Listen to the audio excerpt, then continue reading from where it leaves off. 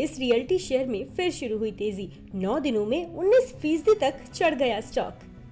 Share बाजार पिछले 9 दिनों से लगातार तेजी के साथ बंद हुए हैं। इस दौरान जिन सेक्टर्स में सबसे ज्यादा उछाल देखा गया, उनमें रियल एस्टेट सेक्टर भी शामिल है। निफ्टी रियल्टी इंडेक्स पिछले 9 दिनों में 10% चढ़ चुका है। इसमें भी डीएलएफ का स्टॉक पिछले 9 दिनों में ही 19% चढ़ा है। निफ्टी रियल्टी इंडेक्स पे डीएलएफ का करीब 30% वेटेज है। डीएलएफ के शेयर 13 अप्रैल को 1.07% की तेजी के साथ 410.90 रुपए के भाव पर बंद हुए, जो इसके 418.50 रुपए के पिछले एक साल के रिकॉर्ड हाई के करीब है। पिछले 3 सालों में डीएलएफ के शेयरों में 220% से ज्यादा का मल्टी बैगर रिटर्न आ चुका है। कंपनी लगातार अपने ऊपर कर्ज को घटा रही है। कंपनी के मुनाफे में पिछले 5 सालों में 27% की दर से बढ़ोतरी हुई है। वहीं इसके शेयरों की कीमत में 14% की सालाना दर से बढ़ोतरी हुई है। डीएलएफ अपनी सब्सिडियरी कंपनियों, एसोसिएट्स कंपनियों और जॉइंट वेंचर्स के जरिए रियल एस्टेट के कारोबार में है। कंपनी जमीन की पहचान करने से लेकर कंस्ट्रक्शन और प्रोजेक्ट की मार्केटिंग तक की प्रक्रिया में शामिल है। कंपनी का मार्केट कैपिटलाइजेशन 1 लाख करोड़ रुपए को पार कर गया है। रिजर्व बैंक ऑफ इंडिया ने पिछले हफ्ते की बैठक में सभी को हैरान करते हुए रेपो रेट में बढ़ोतरी को रोक दिया था। इसके बाद से रियल्टी शेयरों में तेज उछाल देखा जा रहा है। एनालिस्ट का कहना है कि होम लोन की दरों में बढ़ोतरी रुकने से प्रॉपर्टी की मांग में तेजी आएगी, खासतौर से किफायती और मिड इनकम सेगमेंट वाले घरों में। इसके अलावा केंद्र सरकार ने प्रधानमंत्री आवास योजना कार्यक्रम के लिए इस साल बजट आवंटन बढ़ाया है। इससे भी आने वाली तिमाही में किफायती घरों वाली कैटेगरी में मांग तेज होने की उम्मीद है।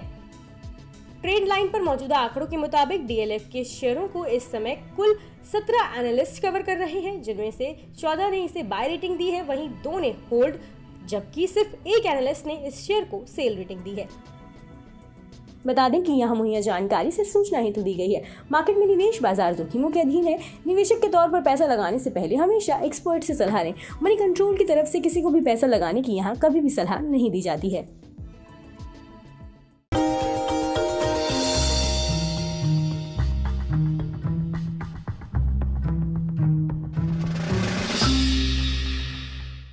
में आज हम बातचीत करने वाले हैं पेंट स्पेस की मेगा कंपनी बर्जर पेंट्स के बारे में। दरअसल बर्जर पेंट्स से जुड़े हुए कई सारे इंटरेस्टिंग फैक्ट हैं, लेकिन सबसे इंटरेस्टिंग फैक्ट पहले तो इस कंपनी के नाम के साथ ही शुरुआत करते हैं, जहां पर इस कंपनी का जो नाम है वो कंपनी के एक्चुअल ओनर लुइस बर्जर के नाम पर रखा गया था।